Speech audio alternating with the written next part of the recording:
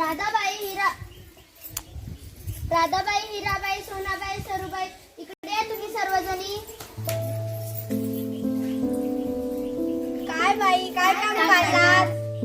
आजपासून तुम्ही आणि तुमच्या मुली शाळेत यायचं. मी तुम्हाला आणि तुमच्या मुलीला लिहायला वाचायला शिकवणार. नाही नाही, आम्ही शाळेत येणार नाही. रीतीप्रमाणे स्त्रियांनी शिक्षण घेऊ नये. हो, त्यामुळे आम्ही शाळेत येणार नाही. स्त्री पुरुष दोघे समान असतात. स्त्रियांना जसे एक स्त्री शिकली तर सारे घर शिक्षित होते. पुरुषांना जसे शिक्षणाचा अधिकार आहे तसेच स्त्रियांनाही मिळायला पाहिजेत. आपण स्त्रियांना आपल्याला आपल्यात बदल घडून आणता येईल. आपल्याला आपल्यात मत मांडता येईल. हो बाई, आता मला शिक्षणाचे महत्त्व कळाले. आता आम्ही आमच्या मुलीला शाळेत पाठवणार व आम्ही शहरात शिकणार. आला का तुम्ही सर्वजणी? हो बाई. बसा खाली.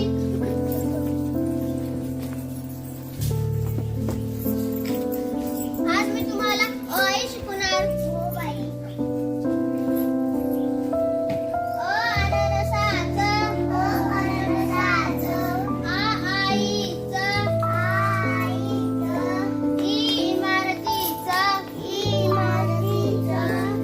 इडलिंबूचं, उखळाचं.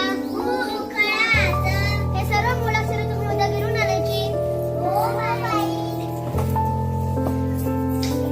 तर पाहूया दुसरा प्रसंग. ती आली सावित्री. कुठे आहे? कुठे आहे? ती बघा, ती आली. तिला सांगितलं होतं शाळेत जाऊ नको, मुलींना शिकू नको. ती ऐकतच नाही. एका तिच्या अंगावर दगड पडते. शेण, गोळ्या, चिखल, माती, पाणी. तुम्ही मला किती त्रास द्या पण मी मुलीला शिकवण्याच्या हाती कार्य घेतलेले मी सोडणार नाही. वा बाजूला सोडा माझा रस्ता. आल्या का तुम्ही सर्वजणी? हो बाई. बाई, तुमच्या अंगावर शेण कोणी टाकलं? बाई, तुमच्या अंगावर चिखल कोणी टाकलं? तुमच्या अंगावर पाणी कोणी टाकलं? बाई, तुमच्या अंगावर चिखल कोणी फेकलं? बाई, तुमच्या डोक्यावर काय लागलं? तुम्ही बसा खाली, मी साडी बदलून येते. हो बाई.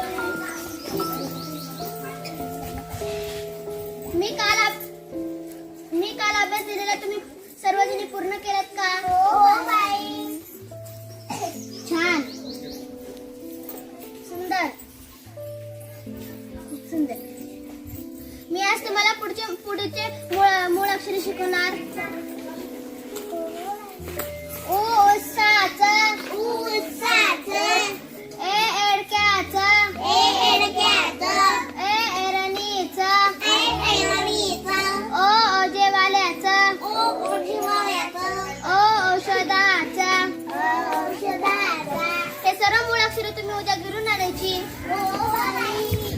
तर मंडळी, सावित्रीबाईंच्या या अथक परिश्रमामुळे आपल्याला त्यांच्या मेहनतीचे फळं बघायला मिळणार आहेत. नमस्कार, मी सुखबाई लांटुरे. सावित्रीबाईंच्या अथक परिश्रमामुळे मला उच्च शिक्षण घेता आले, मला डॉक्टर बनता आले, याचा मला खूप खूप अभिमान वाटतो. नमस्कार, माझे नाव सावित्रीबाईंच्या अथक परिश्रमामुळे मला शिक्षण घेता आले, मला इंजिनियर बनता आले, मला याचा अभिमान आहे. नमस्कार, मी पूनम पाटील.